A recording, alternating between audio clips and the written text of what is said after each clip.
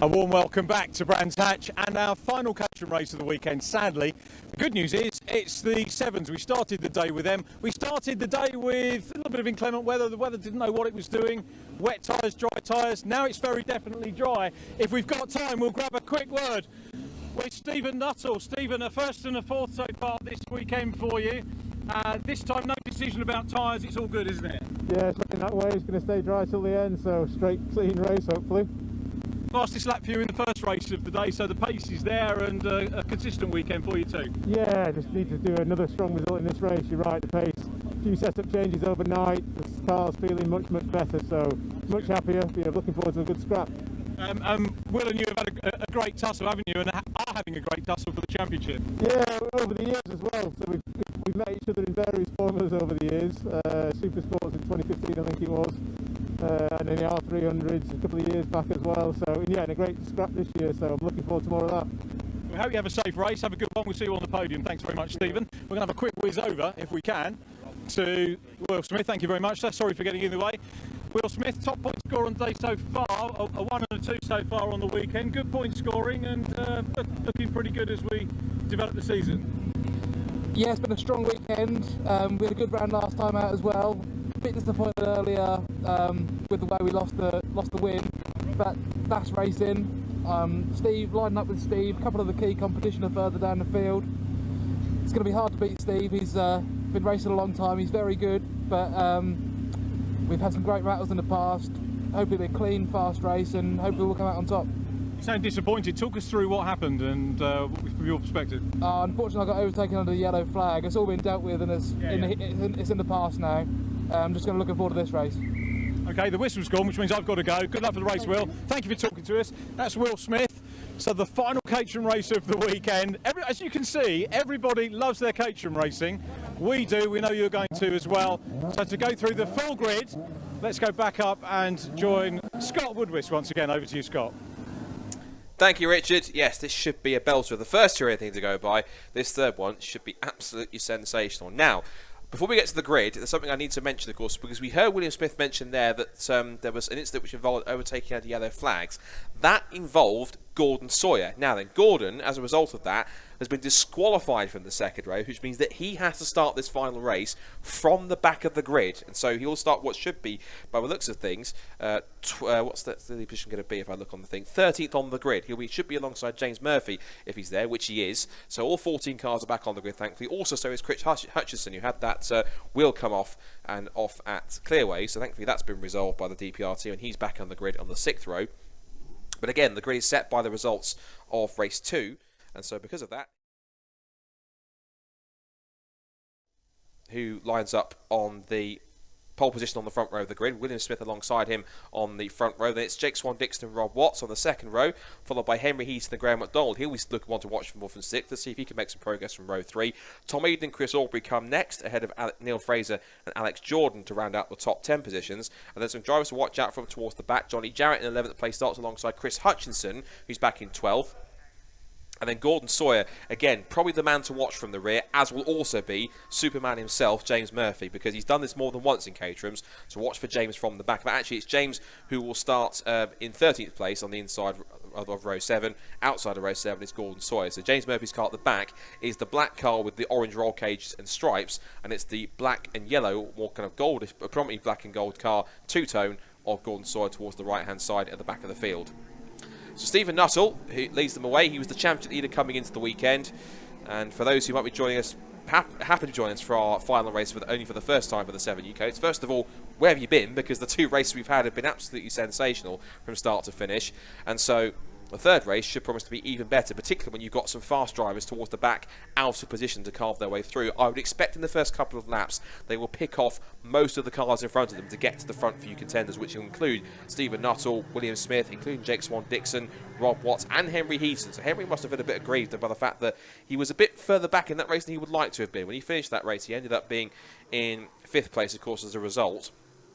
Graham McDonald also worked his way up into P6, so the Caterham CEO, I always refer to him as kind of like a modern-day Peter Wheeler, for those who have longer memories of the days of the incredible TVR Tuscan Challenge, when the then TVR boss Peter Wheeler, as well as other TVR personnel, I think Ben Samuelson, who was the media guy, also did some racing there, but Peter Wheeler used to be quite a long-standing racer of his own TVR Tuskers. I think it was one year when he was developing the new AJP8 engine. He was the only driver in the field with that engine, whilst everyone else had the older Rover V8s. And so once that whole season's running was done by Peter, everyone else then had the new AJP8. But it was he that had the season running it because, well, he was the chairman. He used his car as the test mule, so to speak. But that's TVRs. This is Caterham, another great British sports car make. And of course, these Caterhams are pretty much the fastest we've ever seen. They've got 180 brake horsepower, 2-litre Ford-derived Duratec engine, which has been tuned by Caterham. They have dedicated and bespoke-made Avon slicks and wet tyres, dedicated and new for this year for 2021. Uprated suspension. They have a flat shift gearbox, sequential as well, of course. They also have an increased rev limit on the engine, and of course the enhanced suspension over last year as well. These cars per lap are anywhere between 1 to 2 to even as much as 5 seconds a lap faster than they were last year, and the lap records at the circuit so far this year have been tumbling. So some great action all the way through. So, the last few cars in the back. Watch for Hutchinson, Murphy and Sawyer at the back, but watch for Stephen Nuttall and William Smith at the front of the field for the final time this weekend for Caterham Racing and for the 7 Championship UK. They're side by side at the front of the grid. Red lights are out, and it's a decent start from the front row. Good start from the set outside the row, as I'd expected from William Smith, but Stephen Nuttall in the second phase gets to run. Oh, it's 5 abreast for 4th place behind. That's never going to work. Goodness me, they're going to kick it off already. Okay, that's how we're going to play. Right, I'm going to enjoy this. So 20 minutes then, up towards the right-hander at Druids for the first time. And Nuttall leads, Smith in second. Then everyone trying to be third. Jake Swan-Dixon currently has it. It's now up to 4th, it looks like. Almost 4th for Rob Watts. But there goes Graham McDonald looking up the inside. He locks up under brakes.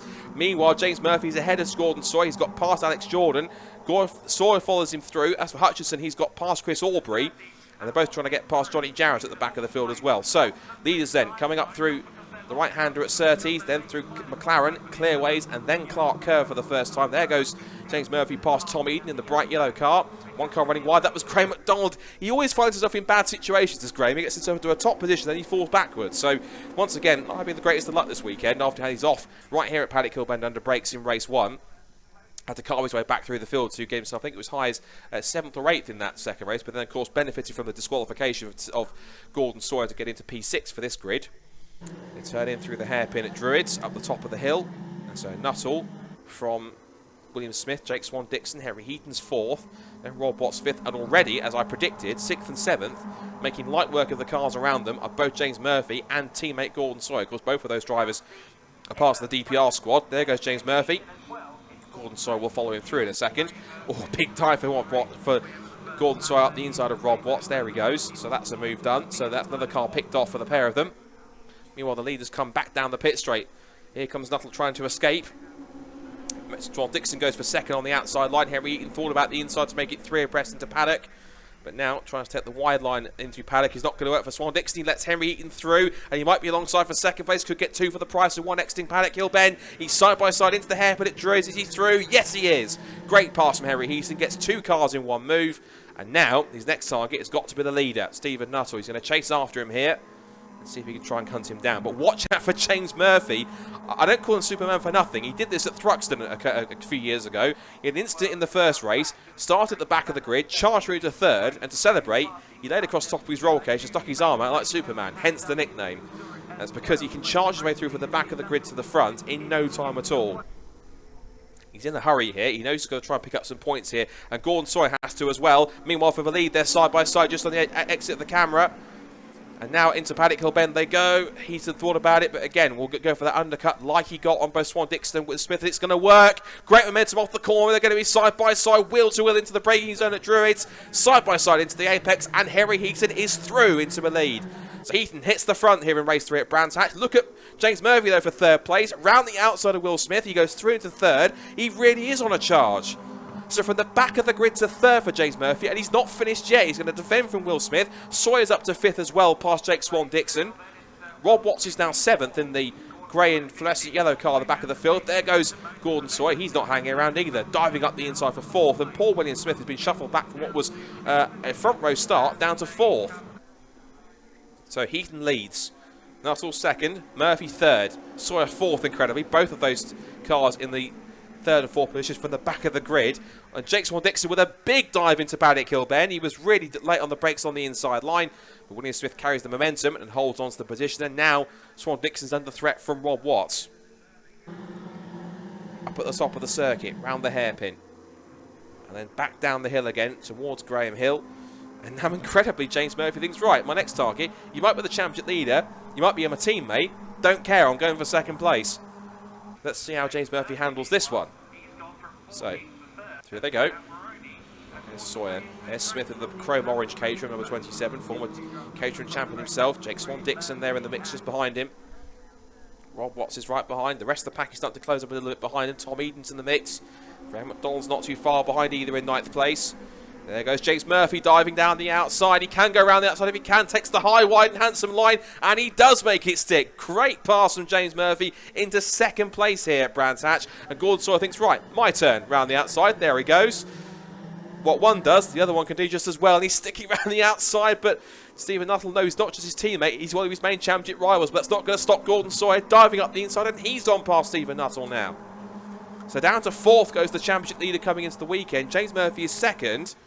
I remember talking to James back at Knock Hill, and he said that what he wanted to do this season was simply just get himself a podium, use this year as a chance to develop, to learn the car, because he comes fresh out of 310Rs when he just missed out on the title last year to Greg Monks, who has been competing this year, but hasn't been present for the past couple of rounds. And ever since then, his target was simply just to get himself a podium finish, and he did more than that in the first weekend, as there goes Graham McDonald with a nice move up the inside to make a dive into what is now 8th place at the expense of Tom Eden. So Tom capitulates and lets the boss through. Probably not by choice, but Graham making a decent move to get himself up another position. So he's not too far away from Watts and co, so he'll try and pick his way through if he can. It's a 20-minute race, so we're up now past 5.5 minutes left. 5.5 minutes gone in this race so far. 40.5 to go. Heaton. Oh, big slide there for James Murphy. I think that possibly might be a move there for Gordon Sawyer up the inside, which he has done. Yes, he has. So just out of shot there. The big slide for James Murphy was full indication for Gordon Sawyer to go for a dive. He's done it.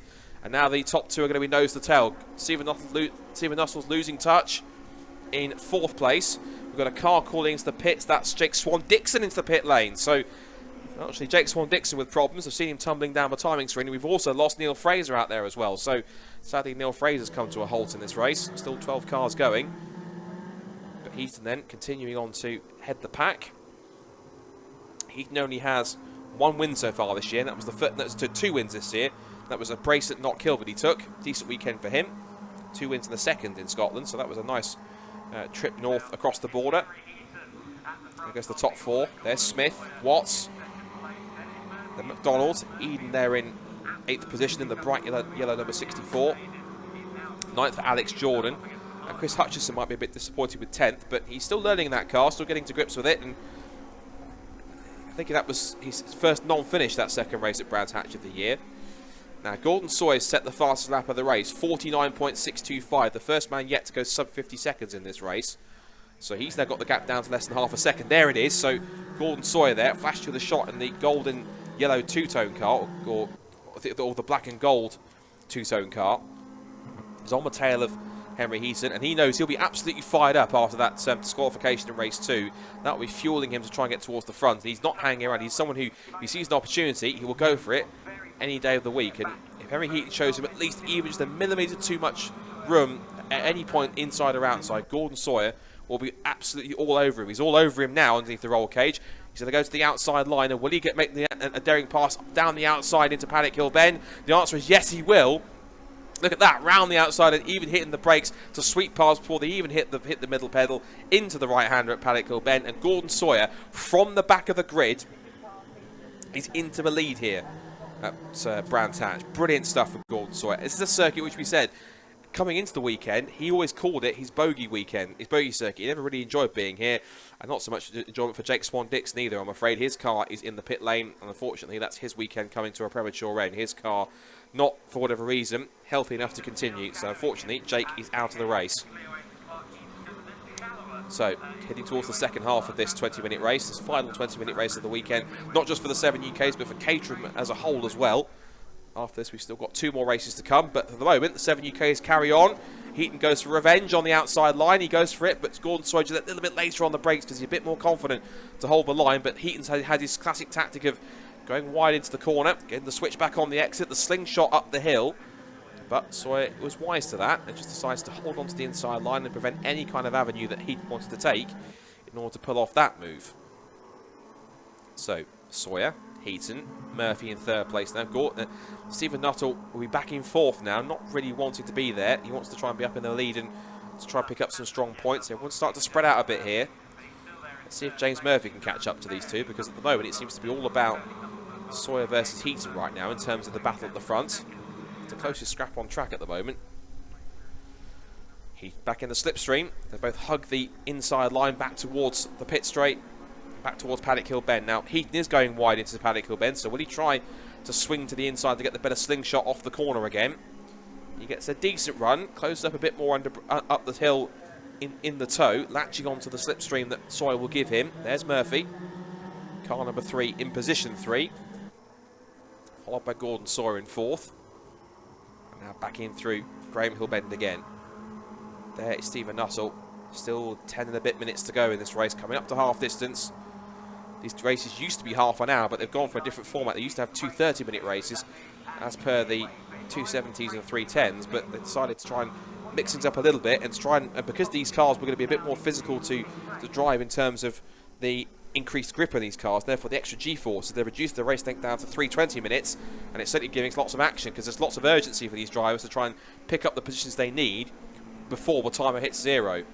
10 less minutes can really make a difference in a race sometimes, particularly when you've got championships and race wins on the line. Back through Druids. Gordon Sawyer working away at the wheel of his number 91 machine. Still Heaton in second place. And both these two would dearly love to carry it on where they are, because I think regardless of the order, it will certainly help not only Sawyer to get back up there, but also for Henry Heaton to, along with Sawyer, gain some points back in the drop scores on Stephen Nuttall.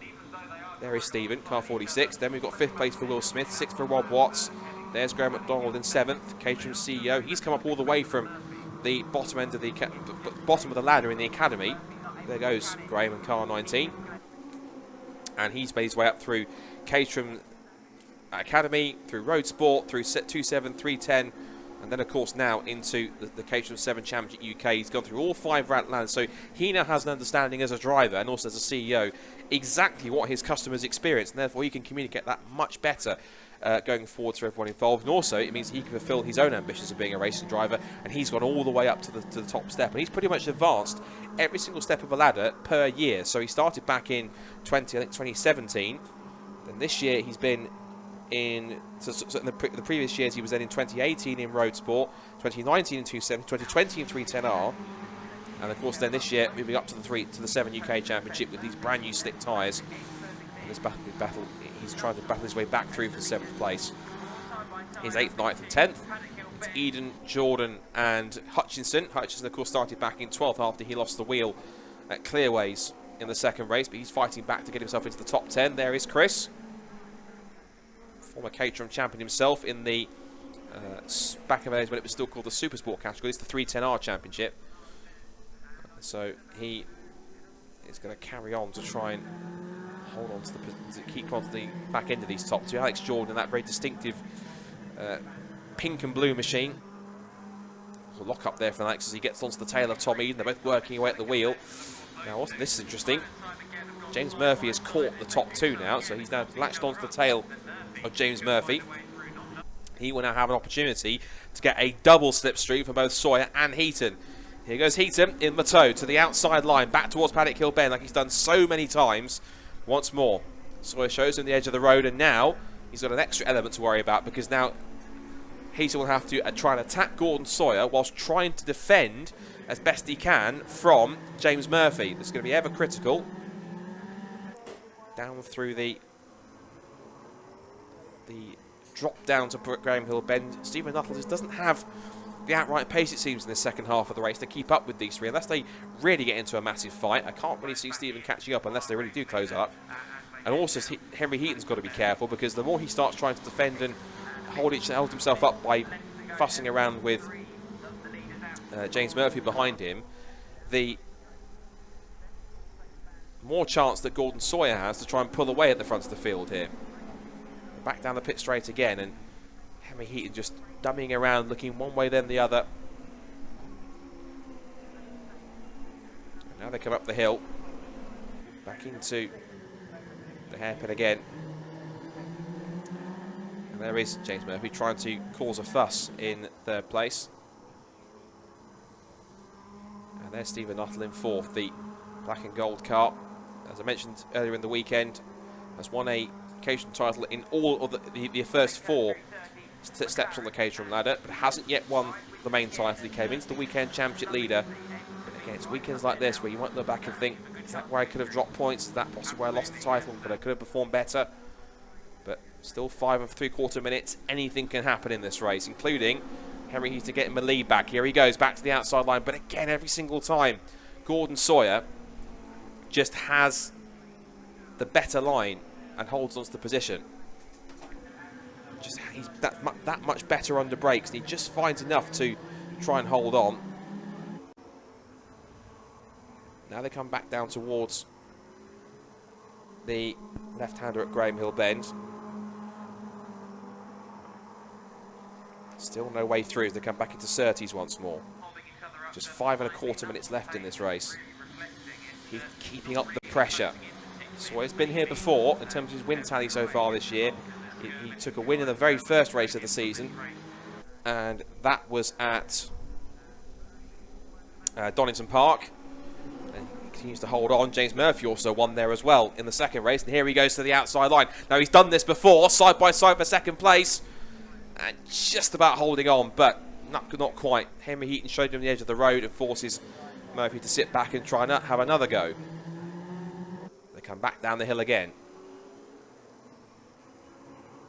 Back towards Graham Hill Bend, and they just, yeah, Stephen Nuttall doesn't have the pace to catch up with him, it seems. Back in fourth, and look at his lap times. He's not, this thing is, I think he's dropped back too far because he's lapping on a similar pace at the front end, but he hasn't got the ultimate pace to catch up to them, even though they're tripping over each other, because they're still lapping about within 2/10 of each other between that top 4. So Nuttall isn't slower than the top 3 cars. He's just hasn't got the extra pace to catch up to them from the gap which has been created by about 1.5 seconds. That's the key thing he's got to watch out for. We look back earlier on, we saw now that Alex Jordan's got past Tom Eden. And not only that, so has Chris Hutchinson. So Chris is now up into 9th place. He's done that on this lap, and he's going for 8th now down the pit straight. See if he can possibly try and make a move anytime soon. And more points in the bank will certainly satisfy Chris to keep him around the top 5 if possible. Here is our leading trio. Still Sawyer, Heaton and Murphy. Now they're turning through a left-hander at Surtees. 3.5 minutes to go. Murphy just possibly having a look to try and sneak past the pair of them if he can. But it all depends on what Heaton does to try and attack Sawyer and how much Sawyer tries to defend. Back on the pit straight. In the tow. Here comes Heaton again in the slipstream. We've been here before several times. I can tell you what's going to happen. Down the outside, Heaton has a look. Sawyer shows him the edge of the road, and we stay in second place. So Heaton has to try and find another tactic here. With 3 minutes left, he's running out of time to try and take a victory. It'll be his 3rd of the season. It's not what won't help is James Murphy trying to get round the outside. So just tries to hold on as much as he can. Turning through a left-hander down the bottom of the Graham Hill. This is the lead fight. And now Heaton's closest he's ever been down the back straight. Looks to the outside line. Can he go round the outside at Surtees or try and have a move? But still Sawyer being under massive pressure here. And Murphy's in there too. Up the inside of Henry Heaton into clearways. They're side by side. The exodus will not help Heaton. It will fully help Sawyer. But Murphy getting in the way to battle Heaton is really going to benefit Sawyer. It will not benefit Heaton at all. Murphy really is making a nuisance of himself. To Heaton at least. He gets a tow from his teammate up the inside into second place. And he's got through. So James Murphy, interestingly, into second place then. This really is a bit of a team game a little bit here. James Murphy had to do that to try and force him to lose more points. Heaton, that is. Into the hairpin at Druids. 2 minutes to go now. Back down the hill again. And this now is key because what will happen here, I'm sure, is now Sawyer's in front. James Murphy will probably start to try and back Henry Heaton back towards Stephen Nuttall in these last couple of minutes because look at the gap that Sawyer's pulling already now. Murphy's going to make it very difficult for Heaton this time, particularly down the pit straight here, where once more I'm sure Murphy will go straight to the inside line. And Heaton, who tries to go to the outside so many times trying to get past Gordon Sawyer. We'll do exactly the same here. Yep, here he goes. Oops, off the road's gone Johnny Jarrett. He's tagged the wall. Back to our battle for second and third, and down the outside goes Henry Heaton, but yet again he can't go around the outside. Or can he? He's going for it this time, round the outside. They're side by side on the exit. Heaton tries to fight back. He might be a little bit deeper on the brakes as they head up towards Druids. But again, looks for the undercut, can't quite get there. Tries to almost tap Murphy out of the way, thinking, come on, stop parking on the apex. Get a move on. But Murphy is not obliged to do that. He'll probably just sit there until the end of the race now and just allow Sawyer to get through. And I thought he might try and back him up as Nuttall. Nuttall is making a move. He's getting closer. He might be too little too late. He might be not enough to get through. He desperately trying to squeeze back past, but he still can't get by. And there's damage to the left rear of James Murphy's car. The left rear wing is hanging off. It's really hanging off at the moment. And there's damage to the left rear of James Murphy's car. Through goes Henry Heaton, I think. Yes, round the outside. And that might well be where the wing falls off, so any rubbing that was on the tyre has now ceased.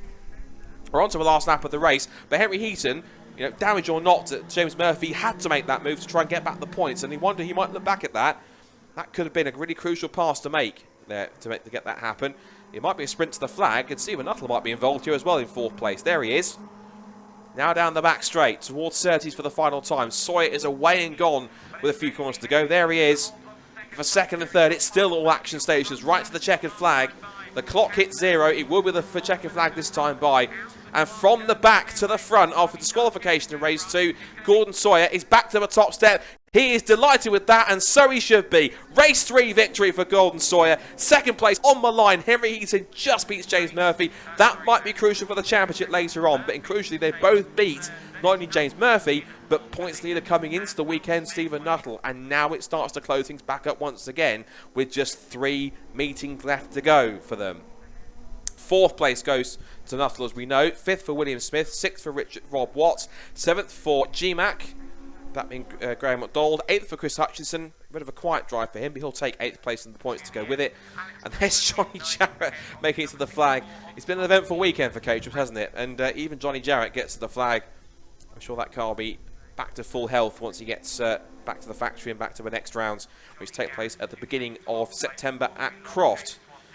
Well, what a weekend it's been for Caterham, and a massive thank you to all the drivers and teams and everyone at Caterham Motorsport for their efforts. Here's the final results. Gordon Sawyer takes the victory in that excellent 7 UK race to round out the weekend for them.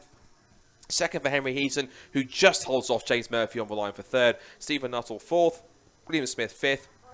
Then Watts, McDonald, Hutchinson, Jordan and Eden rounding out the top 10, followed by Aubrey and Jarrett, and then we have Jake Swan-Dixon, who retired, as did Neil Fraser. For those watching on the Caterham stream, thank you so much for watching. Be sure to be tuning in or go trackside next time out in September when the Caterhams are back out in action at Croft on September 4th and 5th. You can get tickets on their website. Please do come along. If you can't make it, do come to the stream. But once again, for myself, Scott Woodward, on the Caterham stream, thanks for watching. We'll see you next time at Croft in North Yorkshire.